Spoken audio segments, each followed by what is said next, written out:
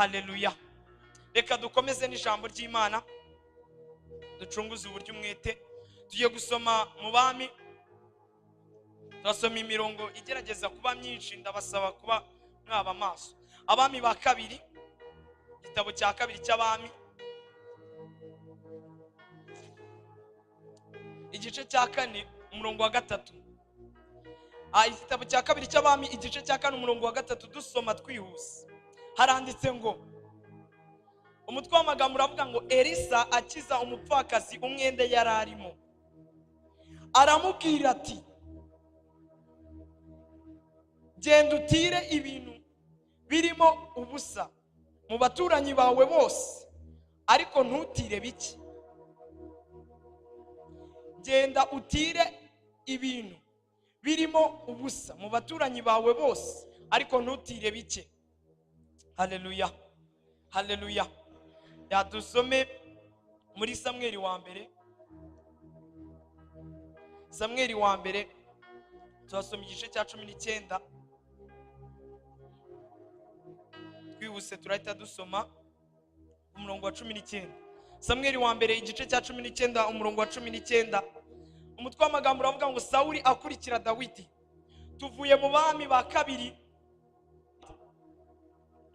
Bami ba kabiri, tubona uburyo umuhanuzi Eliya yabwiye umupfakazi, aramubwira ati genda mu baturanyi bawe bose utire ibintu ariko ntutire bike. Kadusome muri Samweli wa mbere, turahasanga ijambo rivuga ngo, Samweli wa mbere igice cya 19 umurongo wa 19. Hanyuma babwira reka dusome ku murongo wa 18 kugira bitworohe. Sawuli akurikira Dawidi. Nuko Dawidi arahunga, aracika, asanga Samweli i Rama. Amutekerereza ibyo Sawuli yamukoreye byose. Bukeye ahagurukana na Samweli, batura i Nayoti. Hanyuma babwira Sawuli bati, Dawidi ari i Nayoti i Rama. Dukomeze dusome muri Yeremiya, duhita dusoza, ibindi turabivuga mu magambo kuvuga igihe.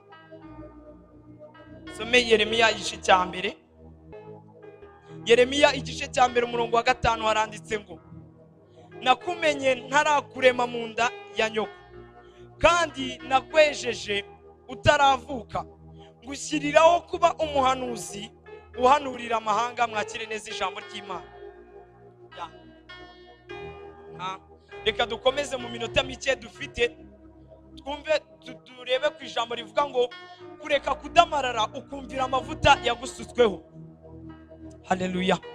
Kudamarara ni iki? Reka dukorere ikoro y'ibyo twari twize ubushize.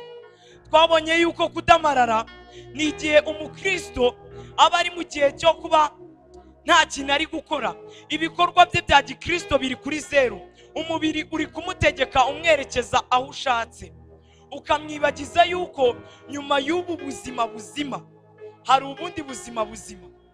Nyuma y'ubuzima buzima, buzimya itara, nyuma y'ubuzima buzima hari ubundi buzima buzima. Hari ubuzima noneho butazajya bucanwa ngo buzime nk'uko itara rimeze.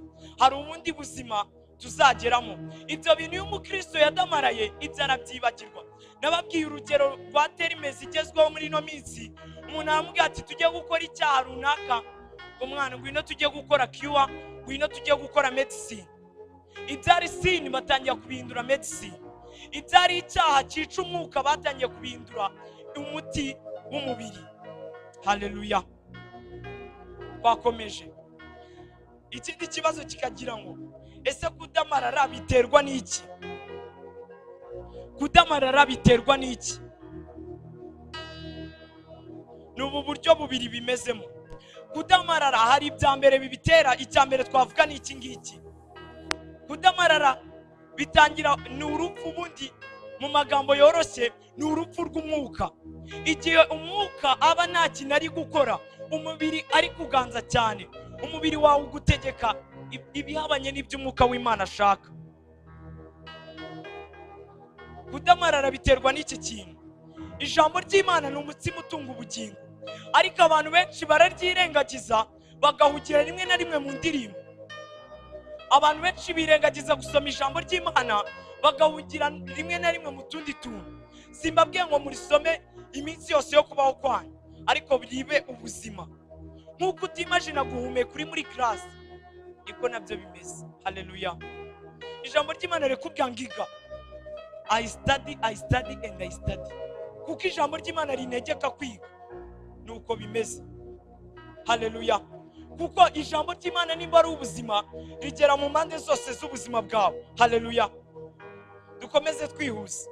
Kudamarara biterwa n'iki kintu, no kubura ijambo ry'Imana mu buzima bwawe. Umukoraliste ari mu gihe indirimbo zose zarashize, asigaye agenda kuza abandi banditse, ariko atangiye kubura ijambo ry'Imana, ari kubura uburyo atangiye guhimba indirimbo ze noneho nshyashya. Hari uburyo igihe kigera mu mwuka wawe pe ukabura ijambo ry'Imana, amahishurirwa agahagarara. Haleluya. Nkeke ko nta muntu uri gusinzira. Twakomeje. Ikindi kintu gitera kudamarara ni iki kintu kimwe. Ahantu umwuka w'Imana atari, Peter yabitubwiye mu gitondo, ahantu umwuka w'Imana atari, abantu bigira ibiki? Ibyigomeke. Haleluya. Aho hantu usanga umuntu yicara, ubundi hari ikintu bita obesity yo mu buryo bw'umwuka. Obesity yo mu buryo bw'umwuka, obesity isanzwe iravuga ngo urarya ukabyimbagana ukagira ute imibyibuho itajyanye n'uburebure bwawe. Muri Croix Rouge tujya tubyiga, nimuzadusure. Twakomeje. Obesity yo mu buryo bw'umwuka noneho yimeze te, umuntu apakira ijambo ry'Imana mu buzima bwe, apakira ijambo ry'Imana akarirya akabyimbagana, ariko umwuka ntahari ngo atange amahishurirwa ijambo ry'Imana rijye mu bikorwa. Haleluya. Umuntu arabyimbaganye pe, ni umufarisayo. Abafarisayo ntawe wabarushaga ubwenge, ugasanga barabyimbye mu by'ijambo ry'Imana, ariko twajya kureba abana mu mwuka ugasanga nibo. Umuntu big, so big, ariko nta kintu afite. Ubundi reka dukomeze. Biterwa n'ibyo bintu bibiri, n'ibindi bigenda bishamikiraho, nko gutangira kwigira ikigomeke ku Mana, kutaganduka.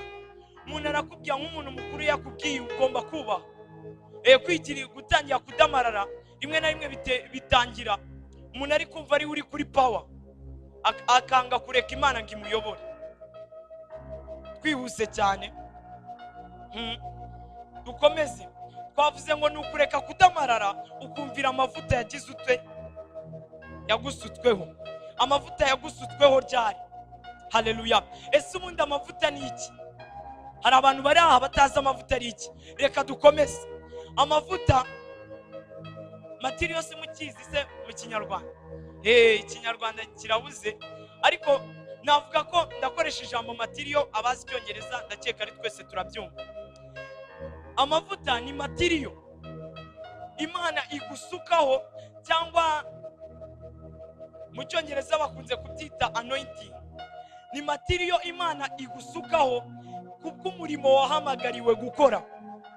Amavuta y'umuririmbyi ari ukwayo, amavuta y'umunyamasengesho ari ukwayo, amavuta y'umuhanuzi ari ukwayo, amavuta y'umubwiriza butumwa ari ukwayo. Haleluya. Kuko mwahamagawe bigize ute bitandukanye. Muri Yohana wa mbere igice cya 2 umurongo wa 20 batubwira neza ngo mwasizwe nawe, mwasizwe n'uwera, muzi byose. Amavuta kamaragira, amavuta arakwigisha. Rimwe na rimwe, reka mbaho urugero, rimwe na rimwe hari igenza gukina sketch, rimwe na rimwe nka hano nkaza riri ntamenye ibintu ndakora byose, hafi yo kutaba ntazi n'uburyo ndabigenzamo. Ariko amavuta y'umuntu ukina sketch ari ukwayo, niyo mpamvu ajya kuvuga ibintu Imana ikamwigisha ibyo avuga. Amavuta y'umukristu wicaye, hari ikintu mubitse bene data. Twese twicaye aha ngaha, ariko hari umuntu ubitse impano yo gusenga, abadayimoni bagahunga. Haleluya. Twese twicaye aha ngaha, ariko hari umuntu ufite amavuta yo mu buryo bwe. Haleluya. Buri muntu agira amavuta atandukanye n'undi kubera umurimo yahamagariwe. Amavuta navuga ko ni nk'ikintu Imana igusukaho, cyangwa ugukomera, ukudahangarwa, imbaraga zijyana n'umurimo wahamagariwe. Gutyo sibyo? Birumvikana. Ndakeka mwese mwumvisha amavuta muri kubyumva? Aha, noneho ngo kureka kudamarara ukumvira amavuta yagize ute yagusutsweho. Ni iki kintu mwene data, iyo umuntu apfuye mu buryo bw'umwuka nta kintu aba agikora. Iyo umuntu apfuye mu buryo bw'umwuka aba arutwa n'utaraje gusenga. Iyo umuntu apfuye mu buryo bw'umwuka aba arutwa n'utarageze muri korari. Ariko hari ikintu bita umwuka w'Imana. Haleluya, haleluya. Hari ikintu bita umwuka w'Imana. Uwo nguwo iyo ageze ahantu afata Lazaro wari wapfuye. Haleluya. Yesu, dangiza umunota umwe wonyine. Aha, dukomeze turangiza.